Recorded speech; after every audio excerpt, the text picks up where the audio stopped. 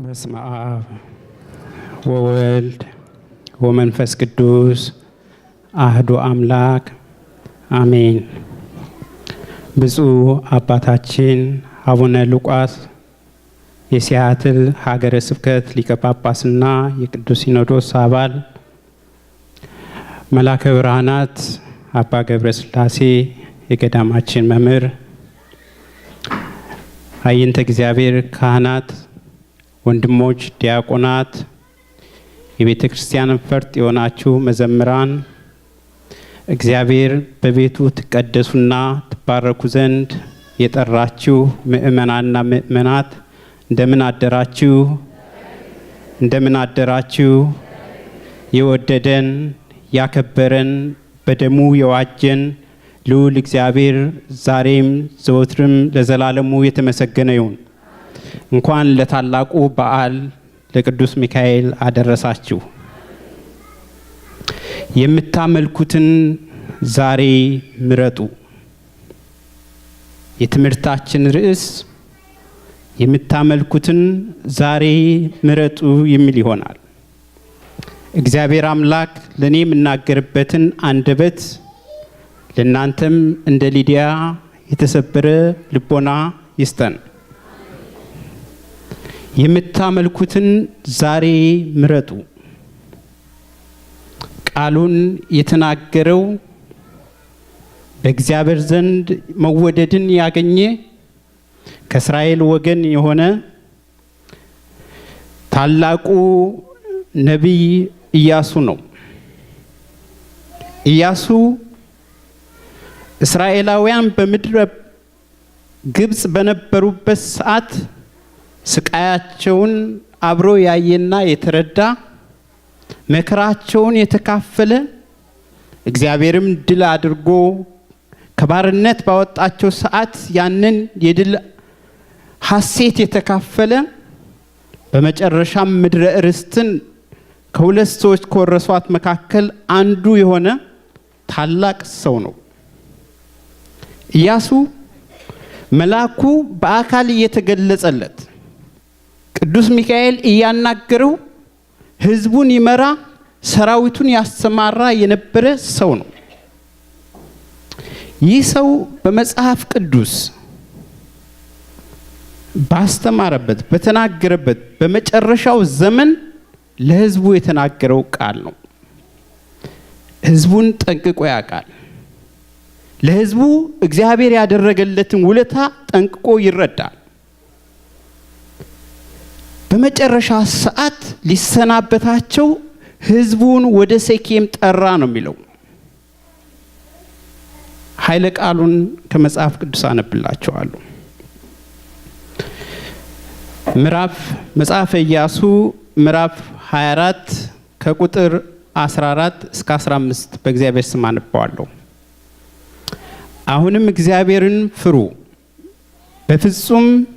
በፍጹምም በእውነተኛም ልብ አምልኩት። አባቶቻችሁም በወንዝ ማዶ በግብጽም ውስጥ ያመለኳቸውን አማልክት ከናንተ አርቁ። እግዚአብሔርን አምልኩ። እግዚአብሔርን ማምለክ ክፉ መስሎ ቢታያችሁ አባቶቻችሁ በወንዝ ማዶ ሳሉ ያመለኳቸውን አማልክት ወይም በምድራቸው ያላችሁባቸውን የአሞራውያን አማልክት ታመልኩ እንደሆነ የምታመልኩትን ዛሬ ምረጡ። እኔና ቤቴ ግን እግዚአብሔርን እንመርጣለን። ሕዝቡም መልሰው እንዲህ አሉ፣ እግዚአብሔርን ትተን ሌሎችን አማልክት ማምለክ ከኛ ይራቅ። እኛንና አባቶቻችንን ከባርነት ቤት ከግብጽ ምድር ያወጣን በዓይኖቻችን ፊት እነዚያን ታላላቅ ታምራት ያደረገን በሄድንበትም መንገድ ሁሉ ባለፍንባቸውም አሕዛብ ሁሉ መካከል የጠበቀን እርሱ አምላካችን እግዚአብሔር ነውና፣ እግዚአብሔር አሕዛብን ሁሉ በምድሪቱ የተቀመጡበትን አሞራውያንን ከፊታችን አሳደደ። ስለዚህ እርሱ አምላካችን ነውና እግዚአብሔርን እናመልካለን ይላል። ስለ ስሙ እግዚአብሔር የተመሰገነ ይሁን። የምታመልኩትን ዛሬ ምረጡ። ምርጫ ህይወት ምርጫ ነች። በምንሄድበት በምንጓዝበት በምንኖረው ኑሮ ሁሉ ምርጫ ነው። የዛሬ ማንነታችን የትናንትና ምርጫችን ነው። ተክለቁመናችን ሰውነታችንን እንኳን ስንመለከት መርጠን የምንመገበው ምግብ የሰውነታችንን ይዘት ይለውጠዋል። ምንድነው ምርጫችሁ? ይህ ታላቅ ነቢይ ህዝቡን ሰብስቦ አቋማቸውን እንዲያሳውቁት ነው የጠየቃቸው። የምታመልኩትን ምረጡ። ወደ ቤተ ክርስቲያን እንኳን ለመምጣት ስናስብ ብዙ መንገዶችን አቋራጭ መንገዶችን እንኳን መርጠን ነው የመጣነው። በፍሪዌይ ይሻላል፣ በዚህ ይሻላል፣ በተለያየ ተነስቼ በሄድ ይሻላል፣ በረከት ባገኝ ቤተ ክርስቲያን ይሻለኛል፣ ለሆስፒተኛ። ዓለም በምርጫ የተሞላች ነች። እግዚአብሔርም ነፃነትን የሰጠን በፈለግነው መርጠን እንድንኖር ነው። ምርጫው የኛ ነው። አቅረብኩ ለከ ማየ ወእሳተ ደይዴከ ሀበ ዘፈቀድከ፣ በፊትህ እሳትና ውሃን አስቀመጥኩ፣ እጅህን ወደ ወደድከው ጨምር ነው የተባለው። ለምርጫችን ውጤት አለው። በመረጥን ቁጥር ደግሞ ኃላፊነትም አለ። በመካከል ግን ወደዚህና ወደዚያ እያሉ የሚኖሩት ኑሮ ዋጋ የለውም። በእስራኤላውያን ፊት የታየው ይህ ነው። አንዴ ያመዳናቸውን፣ አንዴ የረዳቸውን፣ አንዴ የታደጋቸውን ልዑል እግዚአብሔርን ያመልካሉ። ዘወር ይሉና ከግብጽ ያመጧቸውን አማልክት በሌላ በኩል ያመልካሉ። እንዲሁም በወረሷት ምድር ላይ የነበሩ አማልክትን የሚያመልኩ ነበሩ።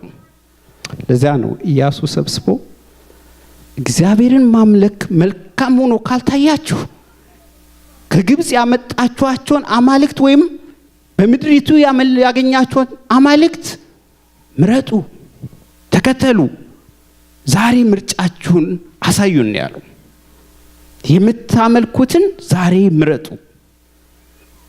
ህዝቤ ይህ ቃል ለኛም ይናገረናል። በእውኑ ከእግዚአብሔር ጋር ነን? በእውኑ የዓለም ምኞት ስቦን ከእግዚአብሔር አራቅንም?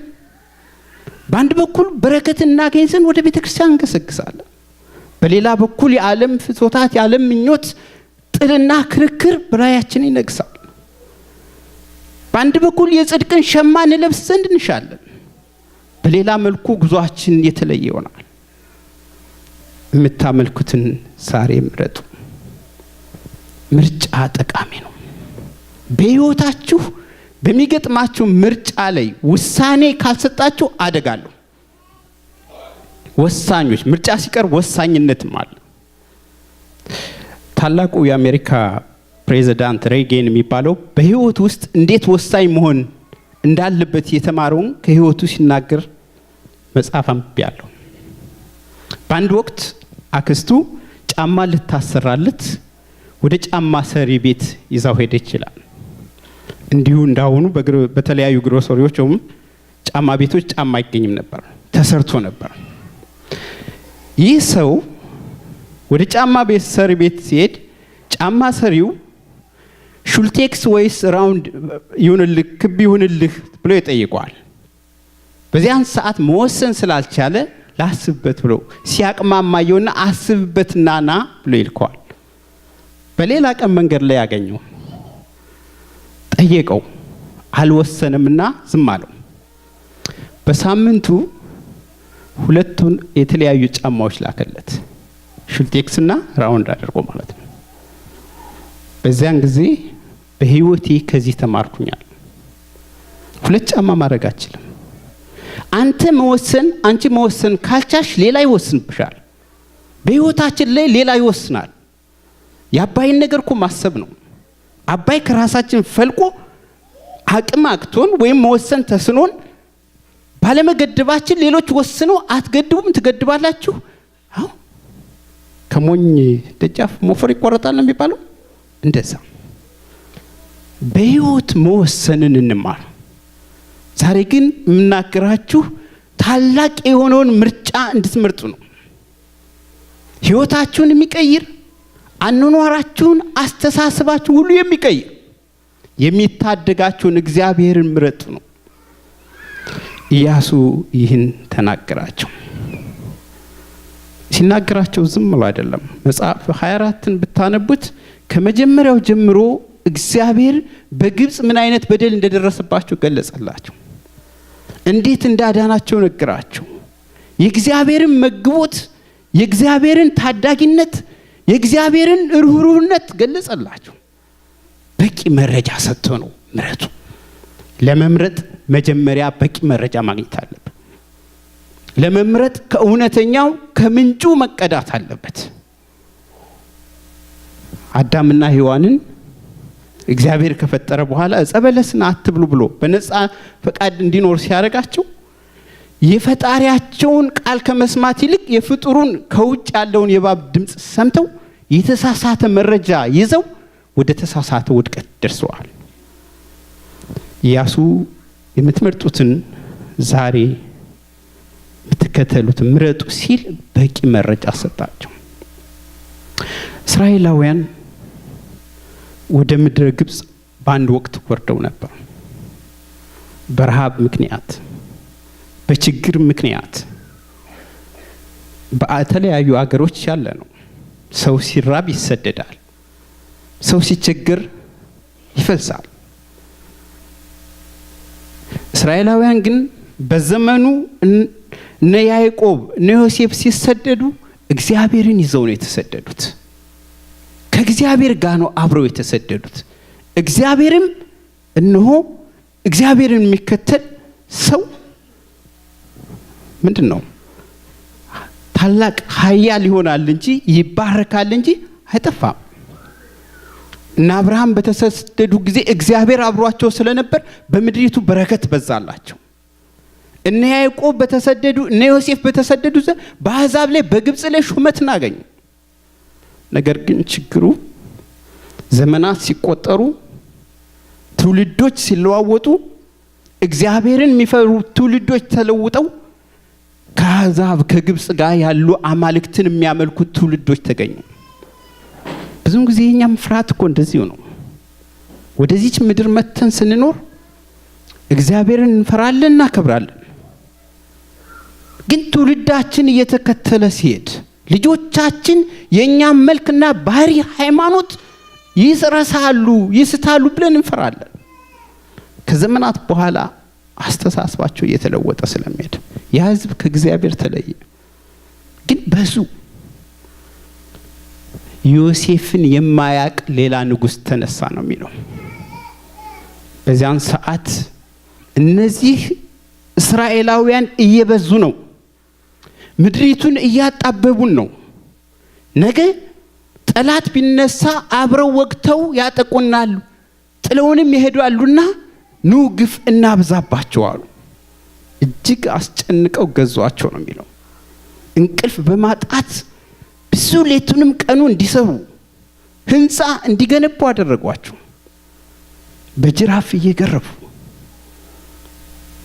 ይህ ብቻ አይደለም፣ እንዳይበዙ የሚወልዱትን ወንዶች ልጆች እንዲሞቱ ተወሰነባቸው።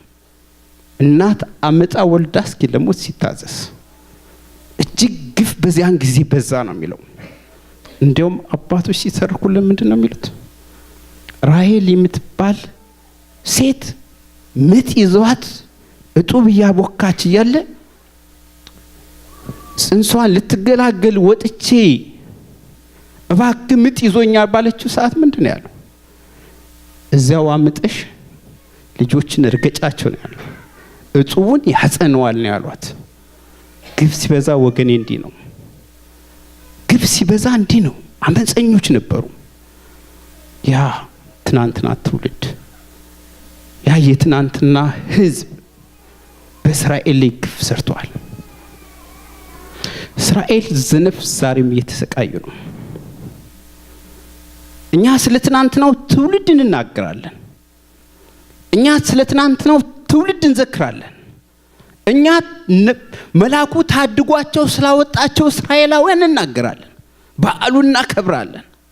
ዛሬ ግን የትናንትናው የሺህ ዘመናት ታሪክ በእኛ ተደገመ። በህዝባችን ላይ ግፍ ተሰራ። የወንድሞቻችን ደም መሬቱን ሲያረክሳየ ሲያጨቀይ፣ የእህቶቻችን ድምጽ ሰቆቃን ሰማን። መታደግ አልቻልንም። የሚያሳዝነው መታደግ አልቻልንም። ቤታችንን ዘግተን አለቀስን። ያ ህዝብ በተመሳሳይ ህዝብ በጎረቤት አገሮች በነፈርዖን ትውልድ ህዝበ እስራኤል ዘነፍስ የተባሉ ኢትዮጵያውያን እየተሰቃዩ ነው። ትውልድ ሊታደጋቸው አልቻለም። ወገኔ ዕንባቆም 3 ላይ የኢትዮጵያ ድንኳኖች ሲጨነቁ አየሁ ሲል አይገባኝም ነበር። ነብዩ እንዲህ ይላል፣ የኢትዮጵያ ድንኳኖች ሲጨነቁ አየሁ ይላል። ምን ማለት እንደሆነ አልገባኝም ነበር። አሁን ግን ይህ ሰቆቃን መሰለኝ። አሁን ግን ይህ ልቅሶ መሰለኝ። መታደግ እኮ አቃተን። ነፍሱን መስጠት ከዚህ ሚሻ ትውልድ ነበር፣ ግን ነፍስ ሰጥቶ ማዳን የማይቻል ሆነ። አንድ ወዳጄ ከዳላስ ደውሎ በጣም አዝኖ ምክር ጠየቀኝ። የጎረቤት ልጅ ነች። ገንዘብ ተበድራ አመት አልሞላትም ወደ አረብ ሀገር ሄዳለች። እንደሄደች በአቅሟ ያላትን ገንዘብ ወደ ቤት ትልካለች። እናቷ ተይ አትጂ እያለቻት፣ ግን ወገኖቿ ሲራቡ እያየች ራሷን አሳልፋ መስጠት ፈልጋ ወገኖቿን ለመታደግ አስባ እምቢ ብላ ሄደች። ይህን ጩኸት በእናቷ በሰማች ጊዜ የአሜሪካ ያለው ጎረቤታቸው ላይ እባካችሁ አገናኙን ልጁን ብላ ቤት አስጨንቃ እንዲደወል ተደረገ። ልጄን ላንተና ለእግዚአብሔር ነው የሰጠው፣ አደራ ልጄን በነፍሱ አገናኘኝ ብላ ጮኸችበት፣ አለቀሰችበት። ልጁ ቢደውል ማግኘት አልቻለም ልጅቷን። አሜሪካ ስላለ ብዙ ነገር ማድረግ የሚቻል መስሏት ነበር። ገንዘብ ስላለው ብዙ ነገር መፍጠር ይቻል መስሏት ነበር። ለካ ገንዘብም ዋጋ የሌለበት ጊዜ አለ። ለካ ከሀያላን ጋር መሰለፍም ዋጋ የሌለበት ጊዜ አለ። ለካስ ባዶ ነን፣ አቅምን የለን፣ ጉልበትም የለን። ለካስ ህዝብን መታደግ የሚችለው እግዚአብሔር ብቻ ነው። ለካስ ወገንን ማዳን የሚችለው አምላካችን ብቻ ነው። እግዚአብሔር ይታደገን ወገኖች፣ እግዚአብሔር ይታደገን። በጣም የሚያሳዝን ሮሮ በህዝባችን እየሰማን ነው። የእህቶቻችን ልቅሶ እንደ እንስሳት ሌላ ግብር ሲፈጸምባቸው ማየት ሰቆቃ ሆኗል። ወገኔ ሀገርህ እኮ በመጽሐፍ ቅዱስ እኮ የተወደደች እንደሆነች የተነገረላት ነች። ሀገረ እግዚአብሔር የተባልን እኮ ነን እኛ። ነገስታቶቻችን ንግስቷን አስብ እስኪ። የሰለሞንን ጥበብ ለማወቅ የእግዚአብሔርን ድንቅ ስራ ለመስማት አቋርጣ ሀገር የሄደች እኮ ሴት ነች። ራሱ ክርስቶስ ስለሷ የመሰከረላት ቃሉን መስማት የተሳናቸው ሰዎች ሲናገር እነሆ በዚህ ህዝብ የአዜብ ንግስት ትፈርዳለች፣ የጠቢቡን ሰለሞንን ዕውቀት ጥበብ ለመስማት ከሩቅ ሀገር መጣለችና የተባለች። በዚህ ከጠቢቡ ሰለሞን የበለጠ የጠቢቡ ሰለሞን ጌታ ያለ አልሰማችሁም የተባለ። ይህ ታሪክ እኮ ያለ ትውልድ ነህ። ይህ ታሪክ ያለን ትውልድ እኮ ነን እኛ። አዲስ ኪዳን ስንቀበል በግራችን ብሉይ ኪዳን የነበርን ሰዎች እኮ ነን። ጃንደረባውን ሊያጠምቀው ሲሄድ እኮ ኢሳይያስን ትንቢት የሚያነብ ሰው እኮ ነው የነበረ። የክርስቶስን መምጣት የሚናገረውን ትንቢት ያነብ የነበረ ሰው እኮ ነው ወገኔ። ነገስታቶቻችን ሲሰደዱ፣ ነገስታቶቻችን ሲዋጉ ዝም ብሎ አይደለም የተዋጉ። በእውነት እኛ የአባቶቻችን ደም እያልን ተከብረሽኖሽ አገራችን ስንል ደማችን ይቆጣል፣ ህይወታችን ይናጋል፣ በጣም ይሰማናል። መልካም ነው፣ ግን በአባቶቻችን ደም ብቻ አይደለም አገሯ ተከብራ ይኖር፣ በአባቶቻችንም እምነት ጭምር ነው። ከውጭ ሀገር ሰዎች ጋር ሲዋጉ እኮ ታቦቱና ካህናቱን አስቀድመው ነው ይዋጉ ነበር። ቅዱስ ጊዮርጊስን ነገስታቶቻችን ሲሰደዱ ታቦትና ካህንን ይዘው እኮ ነው። እነ ምስካየ ኅዙናን ስደተኛው ማን ነው? መድኃኔዓለም አስታውሱ። ይታውልድ ይታሪክ ያለ ሰው ነው። እዚህ መጠነው እኔ እግዚአብሔር ቤተ መቅደስ የአባቶቻችንን ታሪክ የአባቶቻችንን እምነት ለመጠበቅ ይህን ሰራን። ይህ ትውልድ ህዝበ እግዚአብሔር ነው። ይህ ትውልድ እግዚአብሔር ይነሳለት ዘንድ እንሻለን። በዚያን ዘመን ይላል ለህዝቦች ታላቁ ሚካኤል ይነሳል፣ እሱም ይታደጋቸዋል ይላል በዳንኤል 12:1 ላይ። አቤቱ ተነስን በለው። የኛ እንባ ወደ ምድር ሳይሆን ወደ ሰማይ ይረጭ። የኛ ጩኸት ወደ መንግስታት ብቻ ሳይሆን ወደ ንጉሠ ነገሥት ወደ ሆነ ወደ እግዚአብሔር ይሰማ። እስራኤላውያን ጮሁ፣ በደላቸው ስለበዛ ራሔል እንባዋን ፈንጥቃ ወደ ሰማይ ረጨች ነው የሚለው። በዛን ሰዓት ነው እግዚአብሔር የህዝቤን ጩኸት ሰማው ያለው። እባካችሁ ጩኸታችን ወደ እግዚአብሔር ይሁን። እባካችሁ እንባችን ወደ ምድር ሳይሆን ወደ ሰማይ ይረጭ። ህዝቤን ሰማሁ ይላል እግዚአብሔር። ይታደገን ዘንድ መልአኩን ይልካል። እግዚአብሔር ይህን አደረገላቸው። እነሆ አስጨናቂውን ፈርዖን ይመታ ዘንድ እግዚአብሔር ሙሴን ላከ። ህዝቤን ትውልዴን ታደግ ያገለግሉኝ ዘንድ እፈልጋቸዋለሁ ብሎ ላከው። ፈርዖን ግን ደንዳና ስለነበረ በብዙ ታምራት ሊለቅ አልቻለም ነበር። በጎርፍ እንኳን ቢጥለቀለቁ በቸነፈር ቢመታ ለቅቅ ያለው ይልና መልሶ ይይዛቸው ነበር። በመጨረሻ ግን በኩር ልጆቻቸውን የመጀመሪያ ልጆቻቸው ሲመቱ ለቀቁ። መልቀቅ ብቻ አይደለም፣ የበዘበዟቸውን ጉልበታቸውን የዘረፎቸውን ሀብቷቸውን እነሆ ጠይቁ ተብለው በዘበዟቸው ነው የሚለው። እንደውም ወርቅና ሀብላቸውን ያላቸውን ሀብት ሁሉ ይዛችሁ ውጡ ተብሎ ነው በድል አድራጊነት ነው የወጡት እስራኤላውያን ሲወጡ። እኛ ልጆችም እየተዘረፉ ነው። እኛ ልጆችም እየተገረፉ ነው። ወንድሞቻችን እህቶቻችን ብቻ አይደለም ወጥተው ወዴት እንደሚደርሱም ራሱ አይታወቅም። ዓለም እንዲህ ነች። ዓለም ተጠቅማብህ ወደ ውጭ ነው የምትጥልህ። ዓለም ቆሻሻ ምደፋብነች። ከእግዚአብሔር ጋር ከሆነልን ዋጋ የለንም።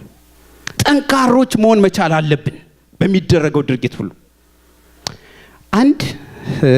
አንድ ገበሬ የገጠመው ልንገራቸው። ታገለግለው የነበረች አንድ በቅሎ ነበረች። ብዙ ዘመን ከተገለገለባት በኋላ በድንገት በተቆፈረ ጉድጓድ ውስጥ ትወድቅባታለች። ጉድጓዱ ርቀት ነበረው። ያይና ማውጣት ስለተሳነው በቃ እንግዲህ አጠቅም ማርጅታለች ብሎ በላዩ ላይ አፈር መድፋት ጀመረ። ተስፋ ቆርጦ ትሞት ብሎ በላዩ ላይ አፈር እየጨመረ ቆሻሻ እየጨመረ ይህን እያደረገባት ያቺ በቅሎ ግን ምንድን ነበር የምታደርገው?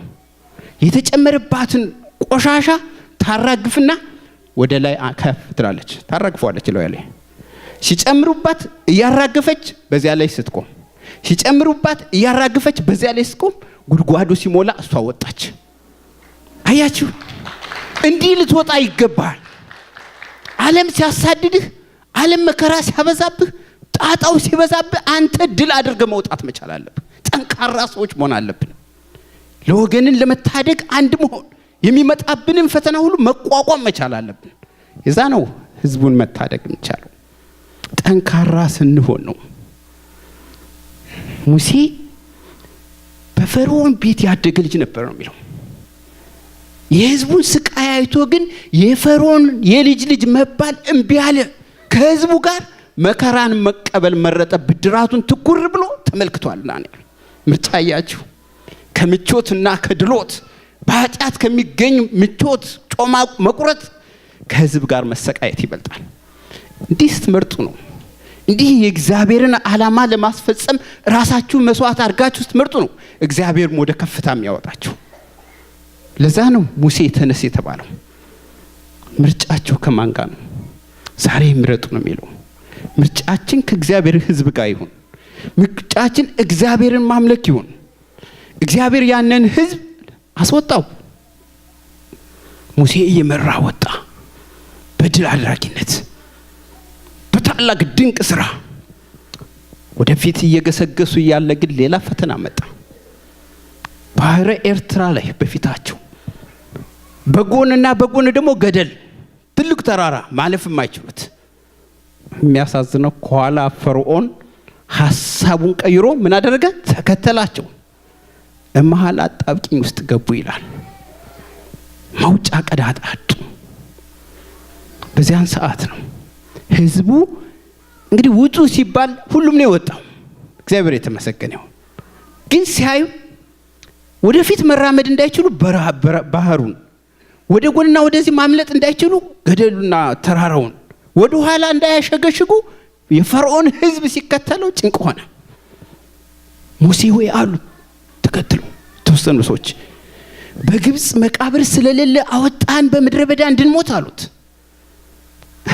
ሁለት ልብ የሆነ የሚሄድ ሰው ስላለ ነው። ሁለት ሐሳብ ያለው በሁለት ሐሳብ የሚያነክስ ትውልድ ስላለ ከበስተጀርባ እኮ እግዚአብሔር ድንቅ ታምራትን እየሰራ እኮ ነው ያወጣቸው። የበኩር ልጆችን የግብፃውያንን ሲመታ የነሱን እኮ አልነካም። ብዙ ቸነፈር ሲፈጸም እግዚአብሔር ድንቅ ስራ ሲሰራላቸው ምንም አልሆኑ። መሀል ላይ ግን ጭንቅ ሲመጣ እንክዳለን። አማራጭ ስናጣ የራሳችን ፎርሙላ ሳይሰራ ሲቀር ይሄ በዚህ ማምለጥ እችላለሁ ያንን ትጠቀማለህ፣ በዚህ መሄድ እችላለሁ ያንን ትሞክራለህ። ያ ሲጠፋ ግን ጭንቅ ሆነ። እንደ አይነት ጭንቅ ገጥሟችሁ ያውቃል? ወጣችሁ ወርዳችሁ አልሳካላችሁ ብሎ አንዱን ችግር እፈታለሁ ስትሉ ሌላው ችግር ሲደረብባችሁ አይታችሁ ታውቃላችሁ? ተስፋ ቆርጣችሁ ታውቃላችሁ?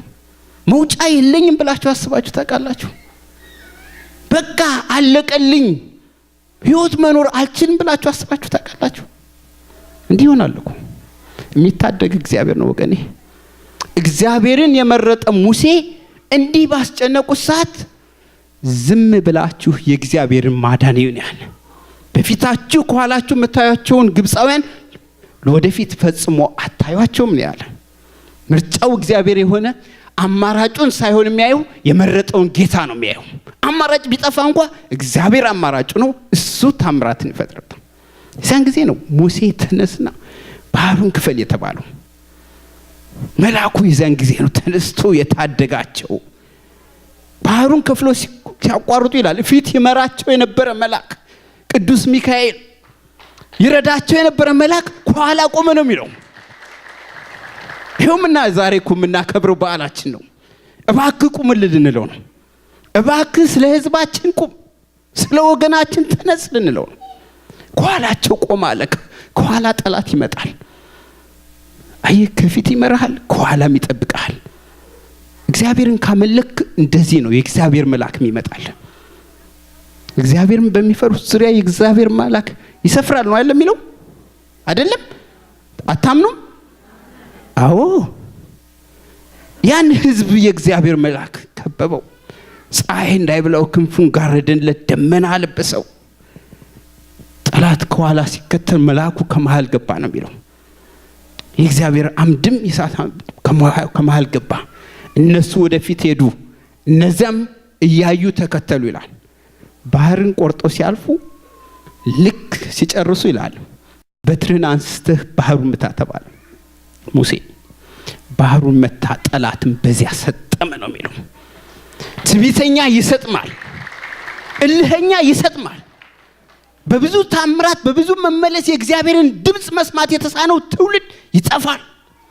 ለዛ ነው እግዚአብሔር ተዋጊ ነው የተባለው። ፈረሶችና ፈረሰኞችን በባህር የጣለ ፈርዖንና ሰራዊቱን የመታ እግዚአብሔር ተዋጊ ነው፣ ስሙም እግዚአብሔር ነው ብለው አመሰገኑ።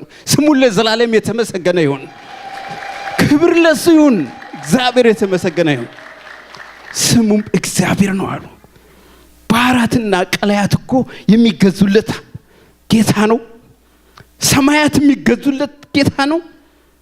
ሁሉ ዘፈቀደ ገብረ እግዚአብሔር የተባለ አምላክ እኮ ነው። በሰማይ ንወ በምድር በባህር ንወ በቀላያት በሁሉም ቦታ እግዚአብሔር ያለ ሁሉም የሚገዛለት አባት እኮ ነው ያለን። እምቢ ብሎ ልከኞች የሚያጠፋ ታላቅ ክንድ ያለው ለሚጠጉት ግን ምሽግ፣ ለርኅሩሃን ለችግረኞች ምሽግ መከታ እሱ እግዚአብሔር ነው። እግዚአብሔር ይነሳልን። እግዚአብሔር ከኛ ይሁን። አዎ እስራኤላውያን እንዴት ታድጓል ወገኖቼ።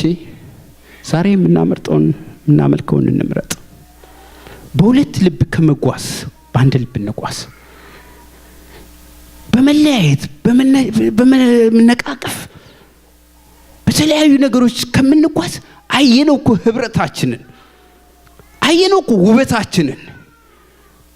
አንድ ወጥ ሆነ ስለ ሀገራችን ወገን ሳንለይ ቋንቋ ሳንለይ እምነት ሳንለይ ስንነሳ ስናለቅስ ያ ነው ውበትህ ወዳጄ። የአባቶች የእናቶች ታሪክ ያ ነው። አንድነታቸውን የጠበቃቸው ዛሬ ያደርገው እንጂ የሚያሳድዱን እኮ ስደተኛ ሆነው እኮ ቤታችን ተሰናግደዋል። ዛሬ ነው ያደርገው። አገር እኮ ደገኛ አገር ነች ተብላ የተመሰከረላት ነች። ስለ ኢትዮጵያ ስንናገር በቅዱስ መጽሐፍ በመጽሐፍ ቅዱስ ያለውን ብቻ አይደለም፣ ሌሎች እንኳን የሚያምኑት እንከተለዋለን የሚሉት ነብይ እንኳን ኢትዮጵያን መልካም አገር ህዝብ ተቀባይ ንጉሷም ደግነውና ወደዚህ ሄዱ እኮ ነው ያላት። እንዴት ተባለች? እጆቿን ዘርግታ የተቀበለች እኮ አገር ነች። መሬት ሰጣ ያስቀመጠች እኮ ነች። ዛሬ ሄደው እህቶቻችን ወንድሞቻችን ስላገለገሉ እንደዚህ መደረግ አለበት አትንኳት የተባለች ሀገር እምነት ካላችሁ ስለራሳቸው እምነት የሚገዳቸው ከሆነ እንዲደረጋል አይደለም። ህዝቤ እግዚአብሔርን ምረጥ። ኢያሱ እግዚአብሔርን ምረጡ አለ። እግዚአብሔር እኮ መራቸው። መምራት ብቻ አይደለም፣ እግዚአብሔር ሲያወጣህ እንዲሁ መውጣት ግን ብቻ አይደለም፣ የሚያስፈልግህንም ያስብልሃል። በበረሃ ሲወስድህ እኮ መና እየመገበ ከጭንጫ ውሃን እያፈለቀ ፀሐይ እንዳይበላቸው ደመናን እየከለለ እኮ ነው እግዚአብሔር። ጠላት በፊታቸው ሲነሳባቸው ድል እየመታ መልአኩን እየላከ የሰራዊቱን አለቃ ኢያሱን እያስነሳ እንዲህ ነው እግዚአብሔር እኮ። ኢያሱ ከሙሴ በኋላ ህዝቡን ይመራ ነበር። ወደ ምድረ ኢያሪኮ ቀርቦ ይላል ያችን ምድር ሊወርሷት ሲሉ ማርና ወተትን የምታፈልቋን ሊማርኩ ሲያስቡ እያሰቡ እየተነጋገሩ ነበር። እነሱ ያን ቦታ እነሆ ኃያላን የነበሩበት ነች። ቅጥሯ የጸና ነው። መውጫ መግቢያ የላት ያሪኮ ነበረች። እነሱ ግን የእግዚአብሔርን ማዳን ይጠብቁ ነበር።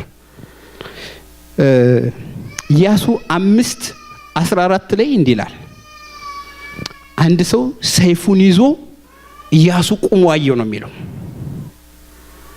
ኢያሱም ጠጋልና አንተ ከኛ ወገን ነህ ነውስ ከጠላት ወገን ነህ አለው። እሱም አይደለሁም ነው ያለ። ከማን ወገን ነኝ ነው የሚለው? መልአኩ እኮ ነው የቆመው። አንተ ከማን ወገን ነህ ሲሉት ከኛ ወገን ነህ ነውስ ከጠላት ወገን ነህ ሲባል ከማን ወገን ነኝ ነው የሚለው? መልካም መላእክት ወገንነታቸው ከእግዚአብሔር ነው። ከሰው ጋር ከሆነማ ይተጣጣፋል እኮ ሰው ይገለባበጣል። ሰው እኮ ስንት ጊዜ አምነነው ከርቶናል እኮ። ስንት ጊዜ ቃል ገብቶልን ቃሉን አፍርሷል እኮ። ስንት እንዴ አምነናቸው ይመሩናል፣ ይታደጉናል፣ ያወጡናል ብለን እኮ ንግግራቸው ማርኮን እኮ የተከተልናቸው ሰዎች ብዙዎች እኮ ነበሩ። ይታደጉናል ብለን ያሰብናቸው ብዙዎች ነበሩ። ፈተና መቋቋም ከባድ ነው ወዳጄ። ፈተናው ሲበዛ ትንሽ ጥፍ ይባላል።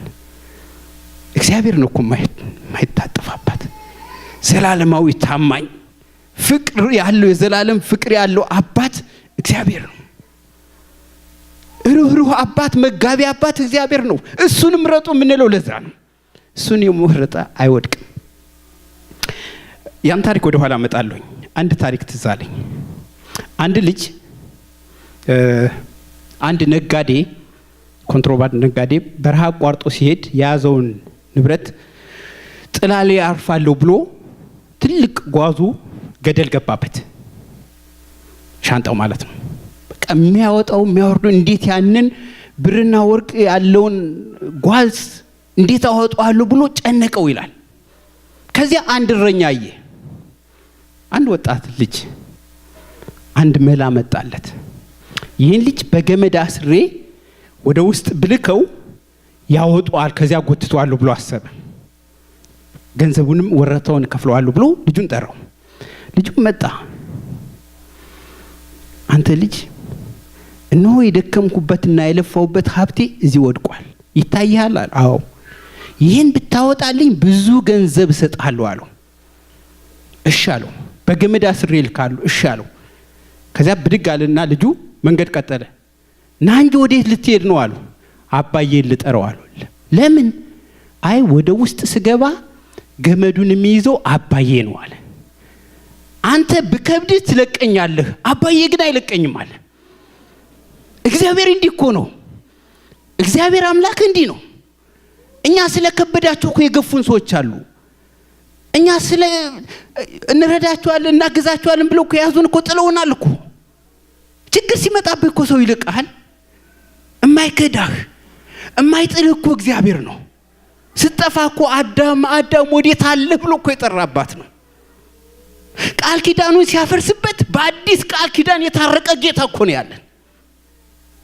ሙቶ ወደ እስር ሲወርድ እኮ ሙቶ ያዳነን አባት ነው ያለን እኮ ክርስቶስ። የሚሞትልህ አባት እኮ ነው ያለህ። ይህ እኮ ነው አባት ማለት። ይህ ነው ጌታ ማለት። አዎ እሱ ታማኝ ነው። ወረት የማይለውጠው ፍቅር ያለበት፣ ዘመናት የማይሽረው ቸርነት ያለበት። እሱን ተደገፉ፣ እሱን ምረጡ ወገኔ። እግዚአብሔርን ብንመርጥ ከእግዚአብሔር ጋር ብንጓዝ ይሁሉ መከራ አይደርስብንም። ኢትዮጵያ ታላቅ አገር ነች። የታሪክ የእምነት አደባባይ ነች። ይሁሉ ባልደረሰብን ነበር። እባካችሁ እግዚአብሔርን ምረጡ። መልአኩ ኢያሱ አየው ይላል። ከኛ ነህ ከማን ወገን? እኔ የሰራዊት አለቃ ሚካኤል ነኝ፣ የእግዚአብሔር ሰራዊት አለቃ ሚካኤል ነኝ አለው። ምን ልታዘዝ ብሎ ወደቀ ነው የሚለው። ምን እንድናደርግ ወደደ? ኢያሪኮን እንዴት ቅጥሯ እንደሚያፈርሱ መከራቸው ነው የሚለው። መንገዱ ሲጠፋብህ እኮ መልአኩን ልኮ እግዚአብሔር ይመክርሃል። ሲጨልምብህ እኮ ብርሃን የሚሆንህ ጌታ ነው። መልአኩን ልኮ ብርሃናትን የሚልክስ እኮ ነው ወዳጄ። ሰዎች ቅጥራቸውን ሲዘጉብህ እኮ ቅጥሩ የሚከፍትልህ እግዚአብሔር ነው። ዙሩና ጩኹ ነው የተባሉት። ካህናቱን ከፊት አሰልፋችሁ ታቦቱን ተሸክማችሁ ዙሩ፣ ሰባተኛው ላይ ጩኹ ተባሉ። የኢያሪኮ ቅጥር በጩኸት ነው የፈረሰችው። የኃያላን ቅጥር በጩኸት ይፈርሳል። የትውልድ ቅጥር በጩኸት ይፈርሳል። እባክህ ወደ እግዚአብሔር ጩኽ ወገኔ፣ ወደ እግዚአብሔር እንጩኽ፣ እሱም ይሰማናል። እግዚአብሔር የሚታደግ አባት ነው። እግዚአብሔር ይቅር የሚል ጌታ ነው። አባቶች ሰዓት እንዳላስረዝም ይነገረኝ። እግዚአብሔር እንዲደገኝ አባት ነው። ብትመርጡ ስትመጡ ራሱ ብትሰሳቱ እንኳን ካልመምረጥ መምረጥ ይሻላል። ብትሰሳቱ እንኳን እግዚአብሔር አይተዋችሁ፣ ይመልሳችኋል፣ መንገዳውን ያሳያችኋል። እኔ ይሄ ዘመናዊው እንትን ጂፒኤስ ታውቃላችሁ? ዴስቲኔሽንን መድረሻ ሞልተው ትሄዳለህ። መንገድ ስትለቅ ምንድነው የምትለው? ሪካልኩሌቲንግ ነው የምትለው አይደለ? ሪካልኩሌቲንግ ትላለች፣ ተመለስ ትላለች። መንገድን ስታልና ተመለስ። እንዲሁም ጨርሶ በተቃራኒው ስትሄድ ዩተርን ትላለች አይደለም? እግዚአብሔርም ህሊናችንን የህሊና ደወል ሰጥቶን ጂፒኤስ እዚህ ላይ አስቀምጦ ስህተት ነው ተመለስ ይለናል እኮ። የምትሄድበት መንገድ ስህተት ነው፣ አጥፍተሃል፣ ንስሐ ግባ እኮ የሚለው ዩተርን እኮ ያ ነው። ተመለስ ወደ ጌታህ። እንዲህ ነው እግዚአብሔር የሚለን። ሎጥ ከአብርሃም ጋር የተሰደደ ነው። አብርሃምና ሎጥ በተሰደዱ ሰዓት እግዚአብሔር ስለባረካቸው ሀብታቸው በዛ ይላል። ሀብታቸው ሲበዛ ግን ችግር ተፈጠረ። ከብቶች በዙ። በሁለቱ ሰዎች እረኞች መካከል ይላል ጥል ተነሳ። ይህን ያየ አብርሃም ችግሩን ለመፍታት ወንድሙ ሎጥን ጠርቶ ሎጥ ወይ ባንተና በእኔ መካከል ጥል እንዳይፈጠር ልጆቻችን አገልጋዮቻችን ችግር እየተፈጠረውና በሰላም እንለያይ ብሎ አማከረው። እነሆ አንተ አይን ያረፈበትን የወደድከውን ምረጥ አለው። ደግ ሰው ለሰው የሚያስብ በእግዚአብሔር የሚታመን እንዲህ ነው። በግራም ሂዱ በቀኝም ሂዱ እግዚአብሔር አላችሁ። ወደ ላይ ሙቱ ወደ ታችም ውረዱ እግዚአብሔር ነው። ምርጫው እግዚአብሔር የሆነ ሰው ትድግናውን የሚጠብቀው ከእግዚአብሔር ነው። ሐዋርያው እኮ በማየት አንመላለስም ነው የሚለው እኮ። ሎጥ አይኖቹን አስነሳ ይላል ዘፍጥረት 13 ላይ ነው። ከዚያም ይላል ጎሞራን አየ፣ የሶዶምና የጎሞራን ዙሪያውን አየ ይላል። በዚያም ወቅት ይላል የገነት ምድር ትመስል የእግዚአብሔር ገነት ትመስል ነበር ነው የሚለው መጽሐፉ። በጣም ታምር ነበር፣ ውሃ ገብ ነበረች፣ ከተሞች ሁሉ ያማሩ ነበሩ። ነገር ግን ይላል በውስጧ ክፉ ሰዎች ነበሩ ነው የሚለው። ሎጥ ያየው ማማሯና መዋቧን ነው፣ ውሃ ገብ መሆኑ ነው። ሎጥ እጁን አነሳና ይሄን ወስዳለሁ አንተ በፈለከው ሄዳለሁ ተነሳና በዚያ ድንኳኖችን ተከለ፣ በዚያ ተቀመጠ ይላል። በውስጡ የመረጠው ምርጫ ጥንቃቄ ያስፈልጋል። ወዳጅ ስትመርጡ ትዳር ላይ ስራ ላይ ምርጫችንን እናስተውል። አንዳንዱ ውበትን ገንዘብን አይቶ ሩጦም ይገባል። ጸባይ ሳይታይም ማንነት ሳይለካ ኢያሱ ምረጡ ሲል የድሮ ታሪኩ እግዚአብሔር የታደገላቸው ነግሮ ነው ምረጡ ያለው።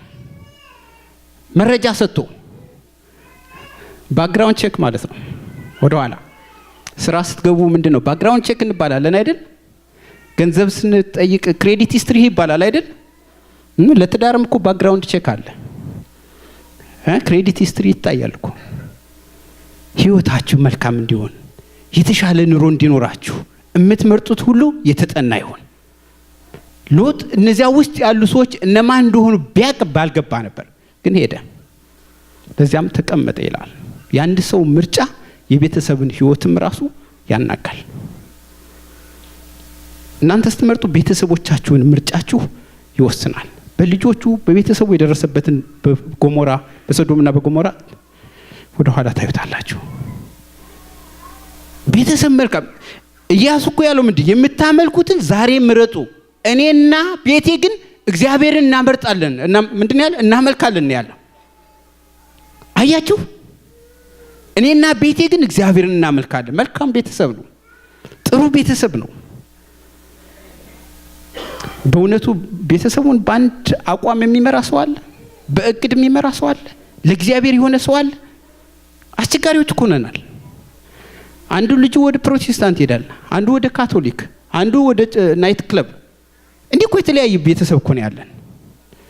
ይህ ሰው ግን እኔና ቤቴ አንድ ቤተሰብ ላይ የደረሰውን ነገር ወደ ኋላ መለሳለሁ።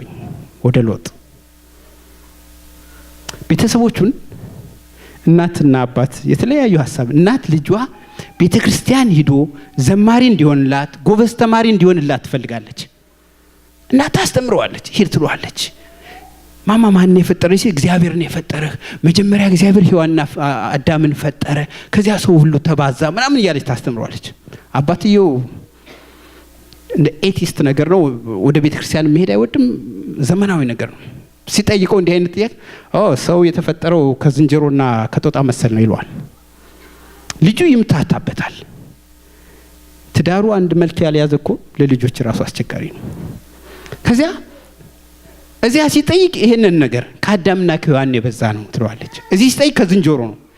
ልጁ ይቆጣና አንቺ ማዬ ለምንድን ነው እንዲህ የምትይኝ? አባዬ ሲሄድ እንዲህ ከዝንጀሮና ከጦጣ እያልኝ አንቺ ደግሞ ከሔዋንና ከምናምን። አይ እንግዲህ እኔ የኔ ቤተሰቦች የመጡበት እሱ የሱ ቤተሰቦች የመጡበት ነው የነገራለች።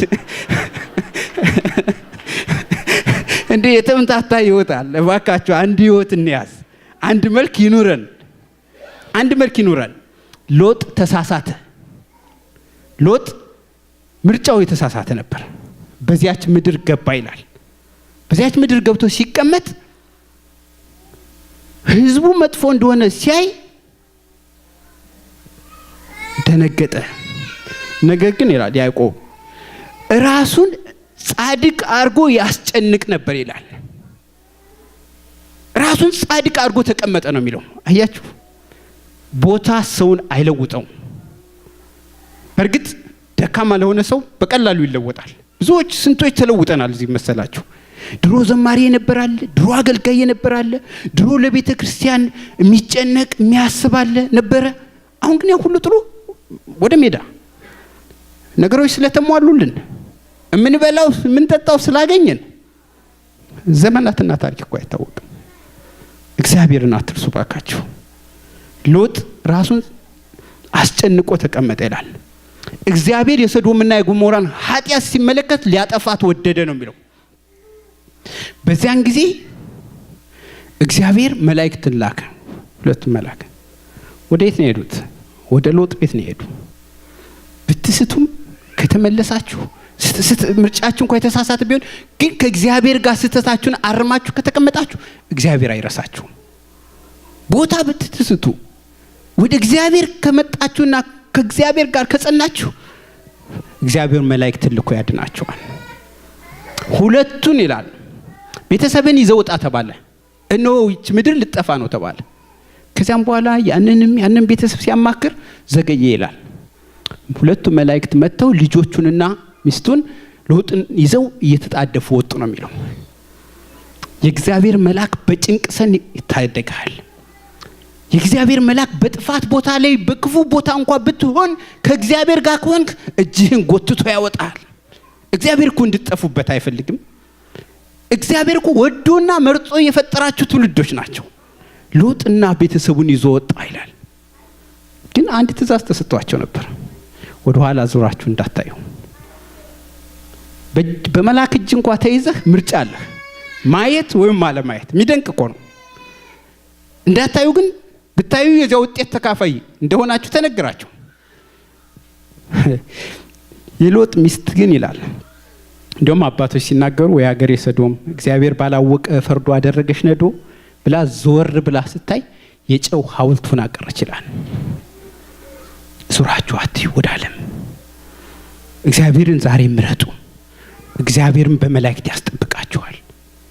እነ ቅዱስ ሚካኤል እነ ቅዱስ ገብርኤል ከኛ ጋር ናቸው። ከሚነደው እሳት ሊያወጡ እጅህን ጎትተው ሊያወጡ የተዘጋጁ ናቸው። እኛ ከእግዚአብሔር ጋር ከሆነ እንደዚህ ነው የእግዚአብሔር በረከት። እምነት ሊኖርን ይገባል። ስትወጡ ሰዓት ጠብቃችሁ ውጡ። ስትወስኑ ሰዓት ምንድነው? ሰዓት ምላችሁ የምታመልኩትን ምንድነው የሚለው? መቼ? ዛሬ ምረጡ። የመዳን ቀን ዛሬ ነው ተብሏል እኮ።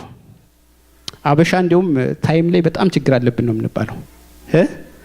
እንደውም የሚደንቀው ሰዓት አክብረህ ከሄድክ እንዴ ፈረንጅ ሆነሃል እኮ ነው የሚባለው አይደለ? ሰዓት ዋጋ አለው። ዛሬ ነው ያለው። ነገ ከነገ ወዲያ ቀጠሮ አልሰጠም። ዛሬ ምረጡ።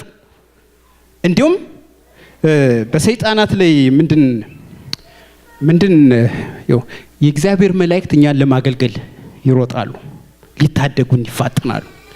ሰይጣን ደግሞ እኛን እንዴት እንዲያስተን ያስባል። በአንድ መንደር ላይ ይላል እጅግ እግዚአብሔር የሚፈሩ መልካም ቤተሰቦች ነበሩ ይላል። እኒህ ሰዎች ፍቅራቸው ሰይጣንን ስላስጨነቀው ደስታ ስለነሳው ከሰራዊቱ ውስጥ ጠንካራ መርጦ ሊልክ ፈለገ ይላል። እና ከናንተ መካከል ማን ነው ወደዚያ መንደር ሄዶ የሚያስት ተባለ። እኔ ብሎ ተነሳ አንዱ። ምን ብለህ ታስታችኋል? አይ ሲኦል የሚባል የለምና አትጨናነቁ ብዬ በቃ ዘና ብለው እንዲኖሩ አድርጌ አዘናጋቸዋለሁ።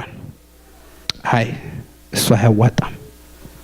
ስለ መጥፎና በጎ፣ ስለ ክፉና ስለ ጥሩ፣ ስለ እሳትና ስለ ውሃ ያውቃሉ። እነሆ ከመምራንም ያገኛሉ።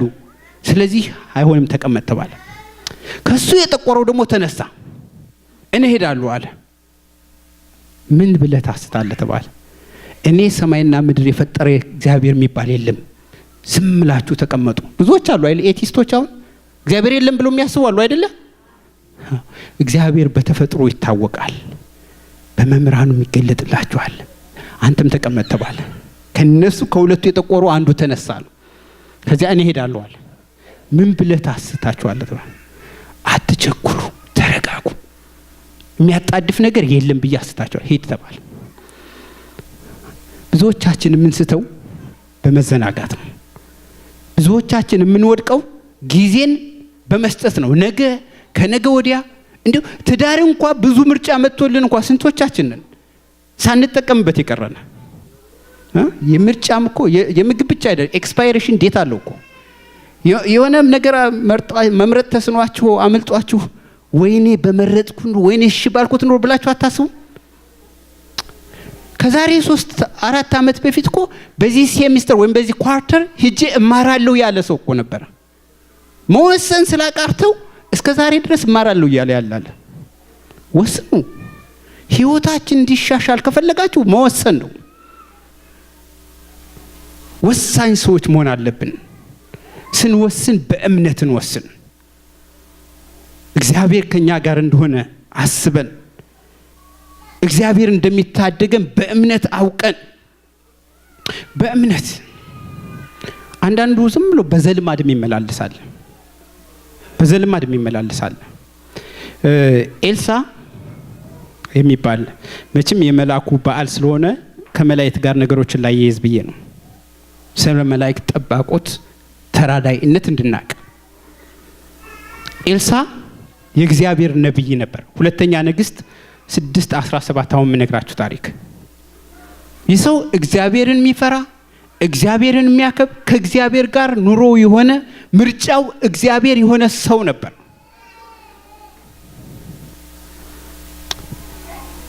የእግዚአብሔር ነብይ ስለሆነ መጻያትን ያያል። ይመጣዝ ነብይ ትንቢት ይናገራል፣ የሚመጣውንም ያያል። እና በሶሪያና በእስራኤል መካከል ጦርነት ነበር። ሶሪያውያን እየመጡ እስራኤልን ሊወሯቸው ይፈልጋሉ። እና የሶሪያ ወታደሮች መጥተው ይመሽጋሉ። ይህን ነብዩ ስለሚገለጥለት ተሎ ብሎ ለእስራኤል ንጉስ በዚህ እንዳታልፍ ያጠቁሃል ተብሎ ብሎ ይነግሯቸዋል። በዚያን ሰዓት ብዙ ጊዜ ተደጋጋሚ እንዲህ ሲፈጠር የሶሪያ ንጉስ ሰራዊቱን ሰብስቦ ከኛ መካከል መረጃ የሚሰጣል ብሎ ተቆጣ ይላል። ለምን አትነግሩኝም አለ። እኛስ አይደለንም፣ በእስራኤል ላይ አንድ ታላቅ ነብይ አለ፣ የሚመጣውን ነገር ስለሚያውቅ ሂዶ ይነግራቸዋል አለ። ስለዚህ እሱ ነው አለው። ከዛም በኋላ የሶሪያው ንጉስ ሂዱና እሱን ነብይ ያዙ ብሎ ሰራዊትን ላከ ይላል። ከዛም በኋላ ከበቧቸው።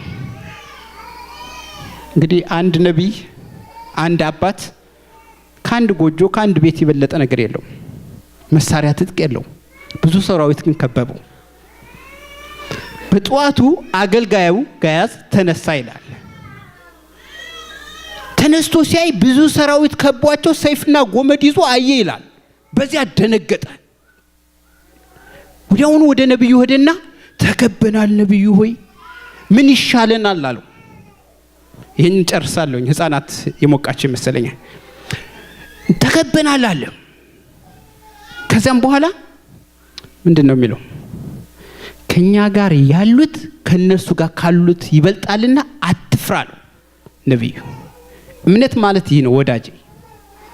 እምነት ማለት ይሄ ነው። እስኪ እናንተ በሉት፣ ከኛ ጋር ያሉት በሉ፣ ከነሱ ጋር ካሉት ይበልጣሉና አትፍሩ። መልካም ነብዩ ያናሉ። ጋያዝ ግን ያን ቃል ቢሰማ ማመን ተሳነው። ብዙ ሰራዊት አይቷል፣ አይቶት ማያቅ። ከዛም በኋላ ሲጨነቅ ሲያየው እግዚአብሔር ሆይ አለ ነብዩ፣ ለሎሌህ አይንህን ግለጥለት ብሎ ለመነው። አይኑ ሲገለጥለት ከተማይቱ በመላእክት ተከባለች አለ። አየህ፣ እግዚአብሔር እኮ እንዲህ ነው የሚከበን። እግዚአብሔርም በሚፈሩ ዙሪያ የእግዚአብሔር መላእክት ይሰፍራል የሚለው እኮ ይሄ ነው። እኛ እኮ አናቅም ስለማናምን ተጣራጣሪዎች ስለሆን በእግዚአብሔር ቤተ መቅደስ ስንት መላእክት እንዳሉ እንኳን እነሱን ልናከብር፣ እንኳን እግዚአብሔርን ከፍ ልናደርግ፣ እንኳን እልልታችንን ልናሰማ ወጠን ቀርቶ በሜዳና በጫካው እንኳን የሚጠብቅ አምላክ ነው። እግዚአብሔር ይህን እምነት ይስጠን። እነሆ የምታመልኩትን ዛሬ ምረጡ።